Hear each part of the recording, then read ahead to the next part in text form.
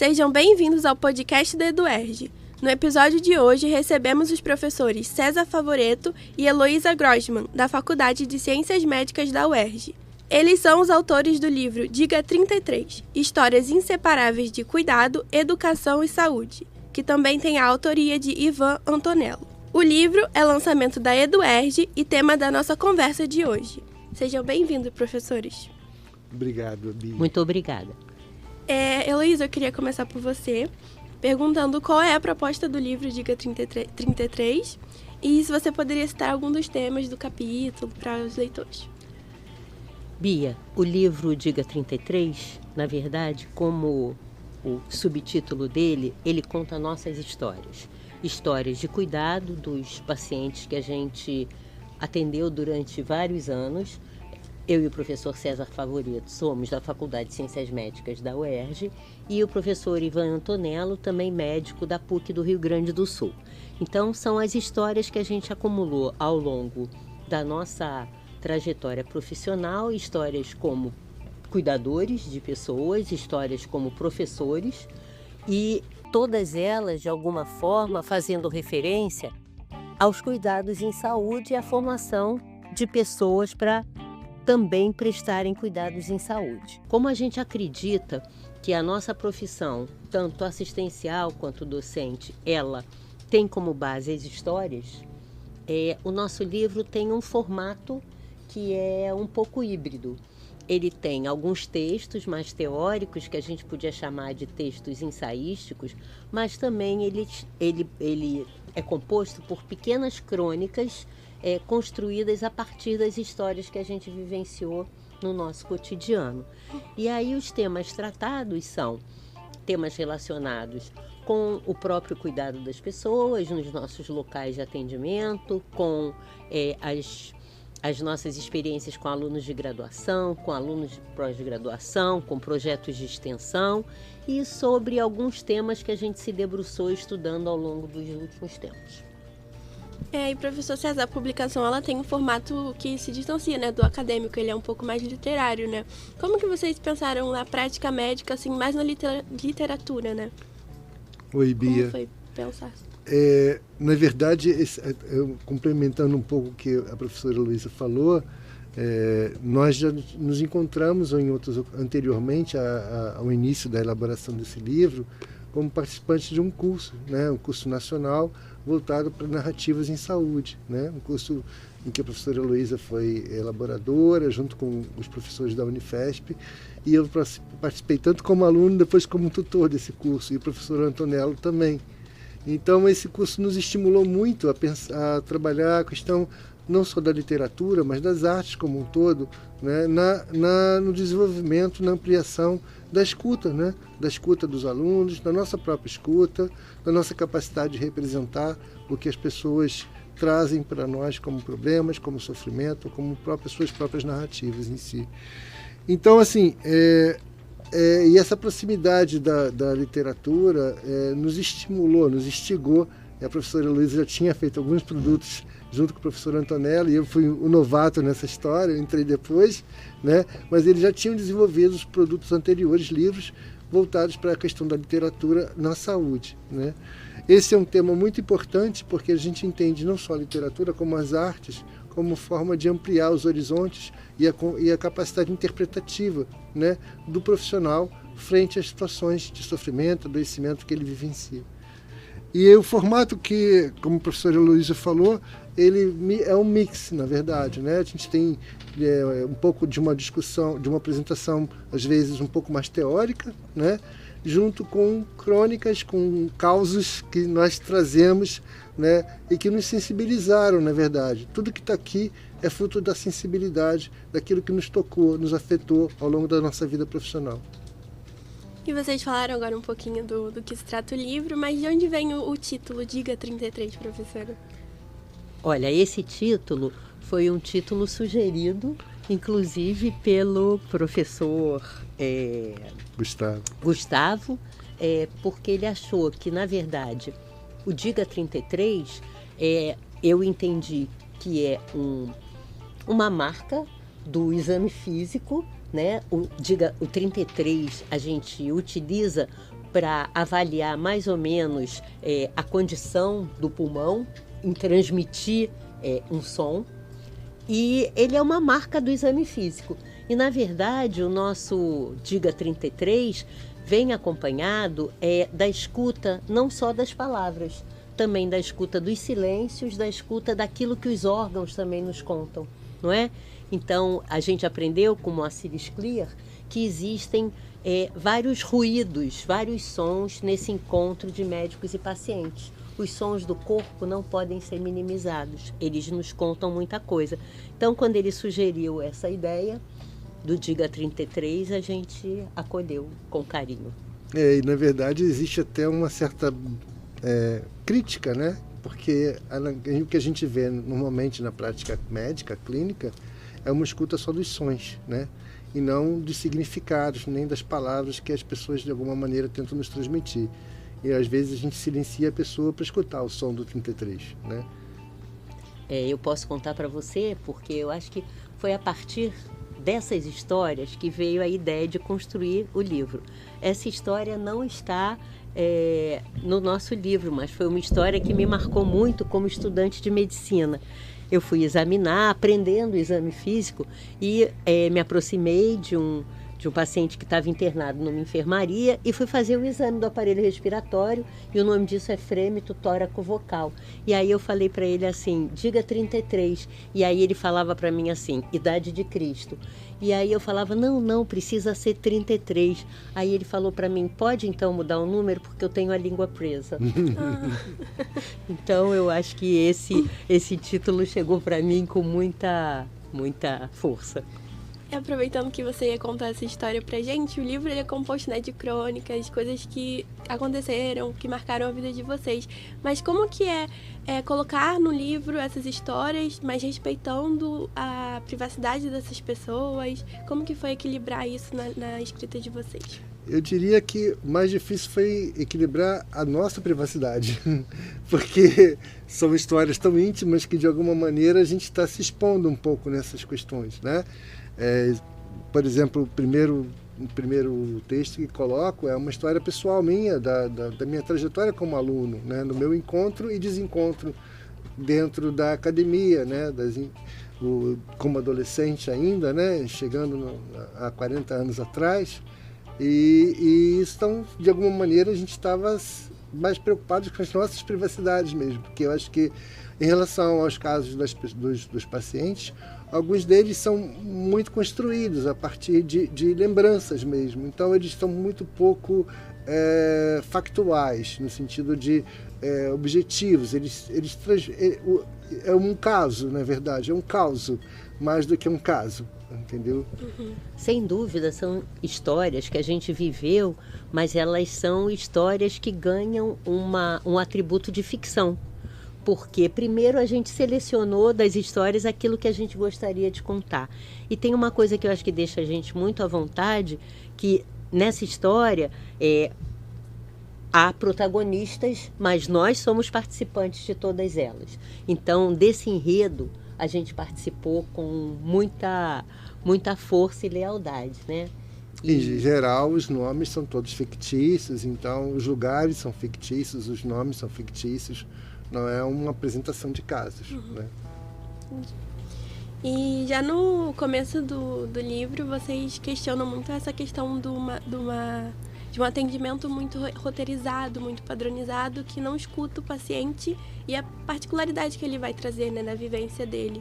E eu queria perguntar para vocês o que vocês acham que leva as pessoas, os médicos, não a maioria, mas uma boa parte, de fazer esse tipo de tratamento mais roteirizado, que não escuta as vivências da pessoa, não dá um espaço de escutar o paciente, conhecê-lo. Então, eu vou começar citando uma frase do Saramago, que eu acho que é muito no ensaio sobre a cegueira, que ele fala assim, se podes ver, repara.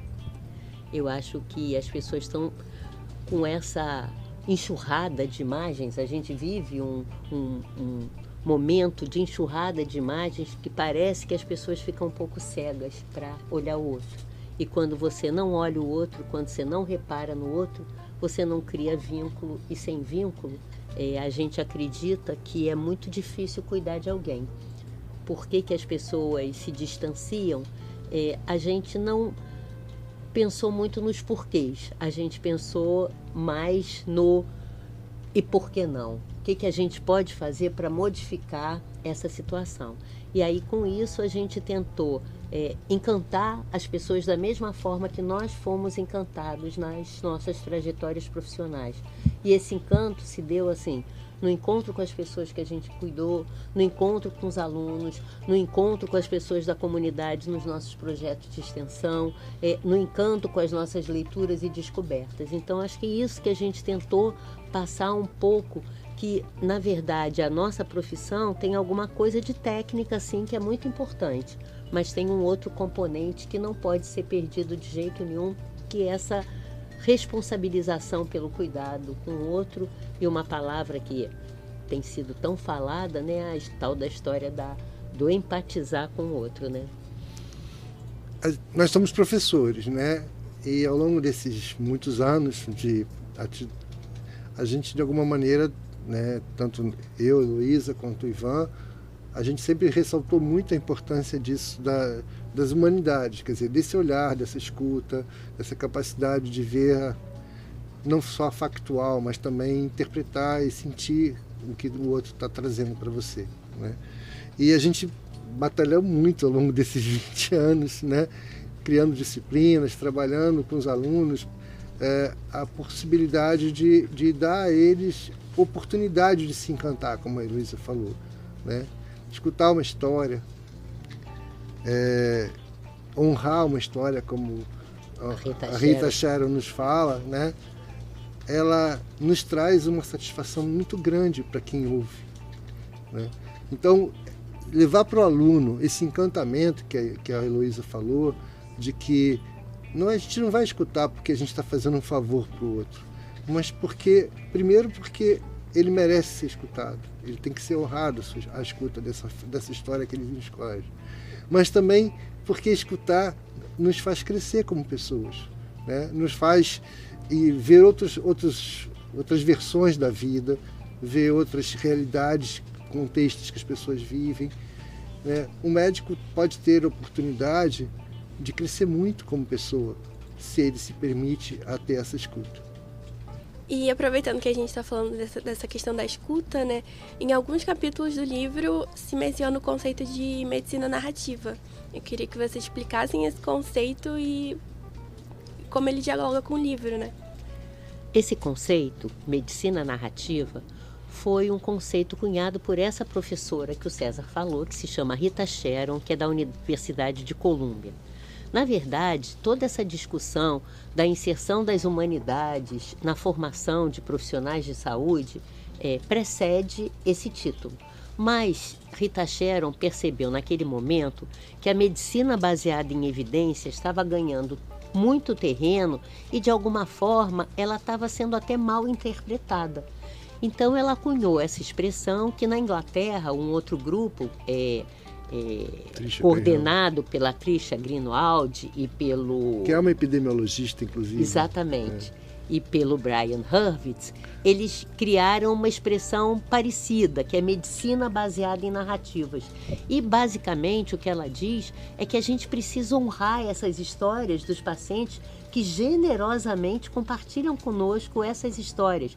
Histórias que trazem sofrimento, histórias que falam de perda, de luto, de limitações, de dor. E ela cunhou essa expressão porque o que é uma narrativa, né? O que constrói uma narrativa? Um falante, um ouvinte e uma história que une esses dois polos, né? Com personagens, com clímax.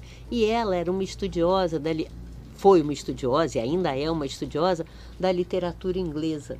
E aí ela juntou essas coisas explicando que quando você recebe uma história de alguém e interpreta essa história, é mais ou menos como ler um romance, porque você vai extrair daquela história que está sendo compartilhada com você o tema, o enredo, a moldura dessa história, os personagens, as situações de clímax, as resoluções. Então ela acreditava que treinar estudantes nessas narrativas, às vezes caóticas, que conosco são compartilhadas, né? E também as narrativas ficcionais às vezes são caóticas, porque elas não têm um início, um meio, um fim organizado, um passado, um presente e futuro, ajudaria nessa interpretação, porque existe a anamnese, que é a tradução dessa história que os pacientes contam para a gente, num texto médico.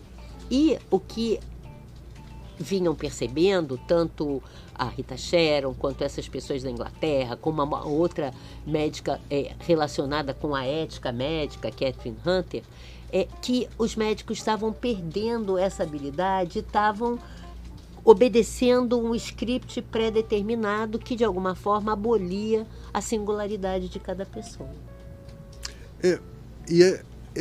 Acho que cabe um parênteses aqui, né? O termo narrativa vem sendo muito vulgarizado, né? Usado de maneiras, às vezes, bastante pobres, eu diria. E eles confundem narrativa com discurso, né? Confundem narrativa com uma escuta de fatos, né? E quando a gente está pensando em narrativa na medicina, quando alguém está trazendo uma história sobre o seu sofrimento, sobre a sua vida, nós não estamos preocupados só com os fatos, mas que sentido que ele está dando àquele sofrimento, né? Então, o repertório interpretativo de uma narrativa, né, essa escuta, não é só escutar, é ser capaz de interpretar, ter uma competência interpretativa daquilo que é trazido como uma história para nós, né? E por isso a arte é tão importante, né? Porque a arte nos traz caminhos para perceber, né, através da literatura, que uma dor, de repente, significa libertação, né? Que uma febre pode significar o descontrole, né?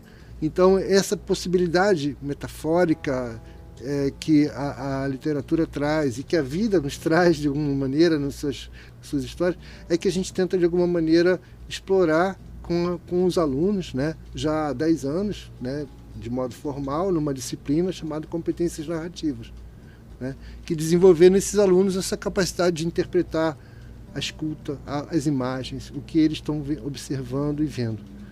Mas como que a gente aplica esse tipo de medicina mais de direito narrativa em uma emergência médica, por exemplo, onde a gente tem uma demanda muito grande, sem um tempo assim de sentar e conhecer o seu paciente? Muitas vezes ele pode estar até inconsciente, né?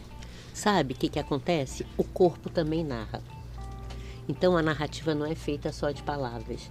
Então, quando alguém chega com muita dor e não consegue verbalizar, você consegue ver na expressão dela, na contração do abdômen, que aquele sofrimento está muito grande.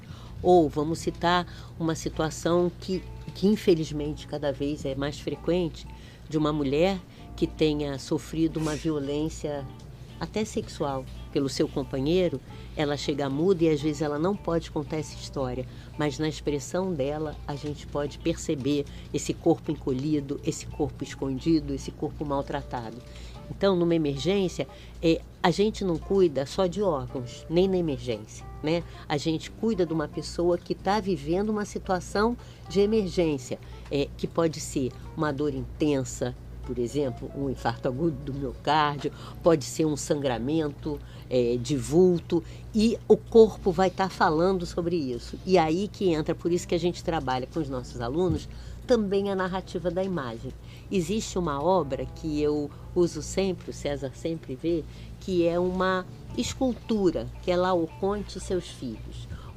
Essa escultura se remete lá no episódio da Guerra de Troia, onde os 2 filhos do Laoconte foram assassinados. E aí é uma escultura que mostra a expressão dele, aquele grito calado, aquela boca entreaberta, a face contraída e o abdômen, você vê todas as marcas desse abdômen contraído de dor. E é isso que a gente vai trabalhando com os nossos estudantes, para eles poderem perceber também o que está inscrito nesses corpos. Por exemplo, eu trabalho com adolescentes, né? E a gente passou a ver muitas marcas corporais ao longo dos últimos tempos, dos últimos anos. Então, as tatuagens, os piercings, elas dizem alguma coisa. Por que que o fulano escolheu uma tatuagem de caveira e o outro escolheu uma tatuagem de borboleta, né? Isso está dizendo alguma coisa. Então, na emergência, também a gente percebe esse tipo de coisa, né? E, na verdade, a gente não está querendo que o médico fique horas conversando com um paciente que está urrando de dor, né? Mas que ele perceba esses indícios que a Heloísa está trazendo, né? Que sejam da sua comunicação verbal, da sua comunicação não verbal, da imagem com que ele mostra para você, que às vezes a gente percebe. Isso é um infarto do miocárdio na porta do que ele está entrando no consultório. E talvez a gente ganhe tempo, não perca tempo, entendeu?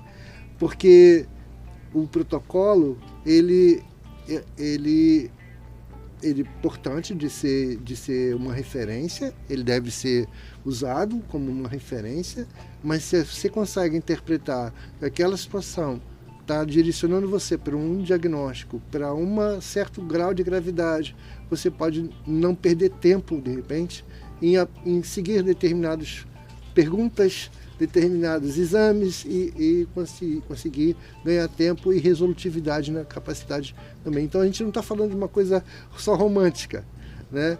A capacidade de interpretar as situações traz ao profissional de saúde uma possibilidade de ser mais resolutivo, se ele percebe esses indícios que a Heloísa está mostrando para a gente, né? A gente frisa muito com os alunos que é isso, a gente não está trabalhando com eles a questão de ser o médico bonzinho, não é isso, nem o médico só acolhedor.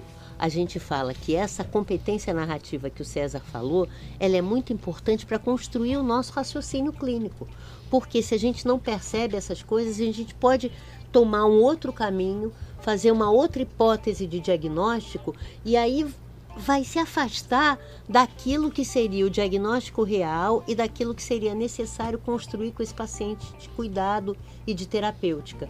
Então, prestar atenção nesses indícios é tão importante quanto, muitas vezes, assim, o exame complementar que você recebe, porque o exame complementa aquilo que você percebeu na sua história clínica e no seu exame.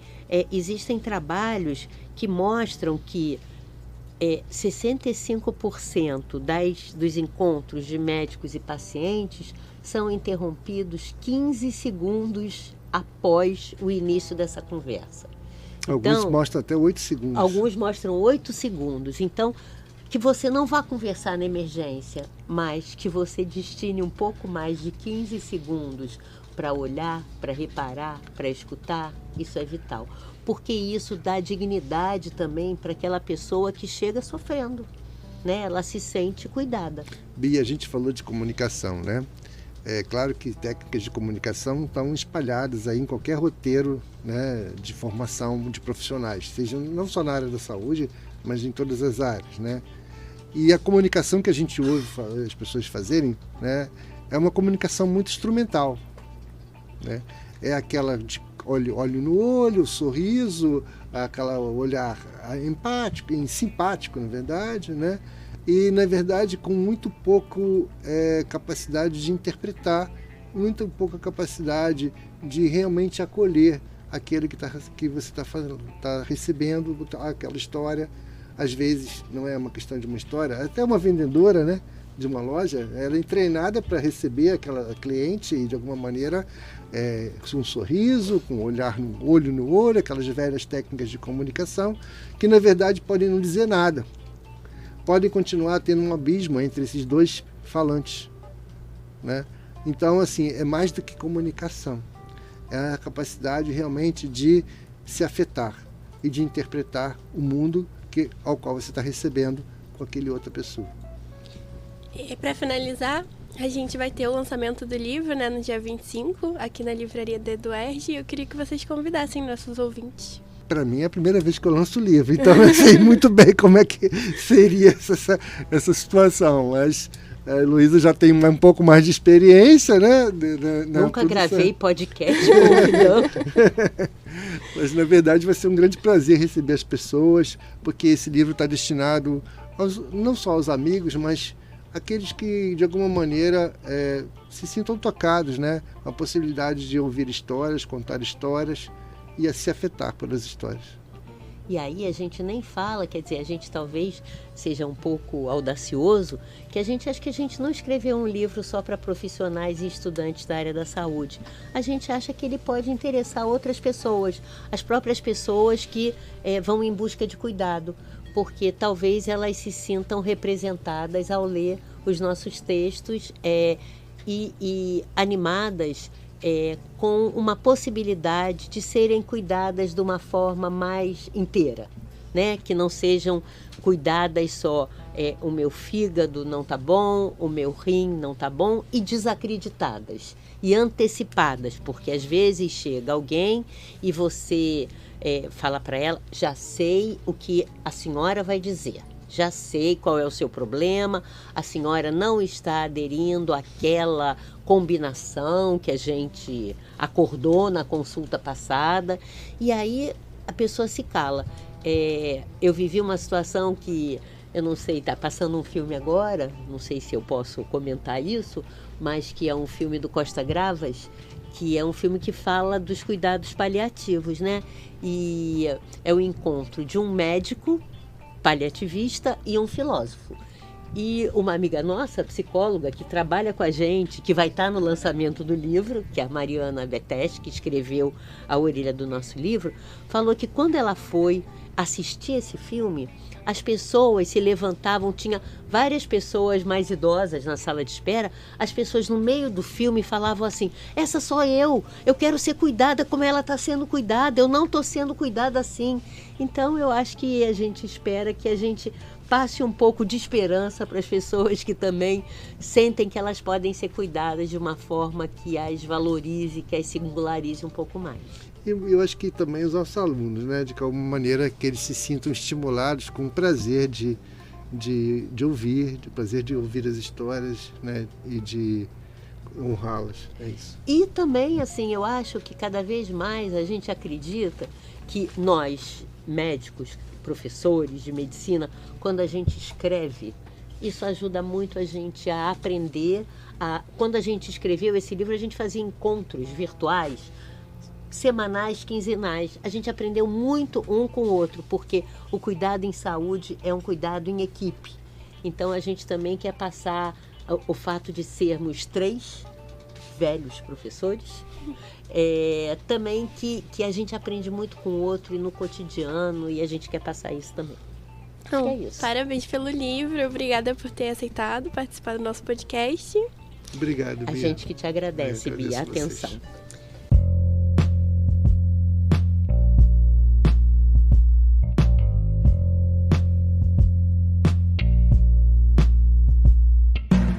Lembrando aos ouvintes que o lançamento de Diga 33, Histórias Inseparáveis de Cuidado, Educação e Saúde, acontece no dia 25 de setembro, às 17h30, na Livraria da EduERJ, no campus Maracanã. O podcast da EduERJ tem a apresentação de Beatriz Araújo, supervisão de Ricardo Zentigraff e edição de Ramon Lemes e Vinícius Santiago. Até o próximo!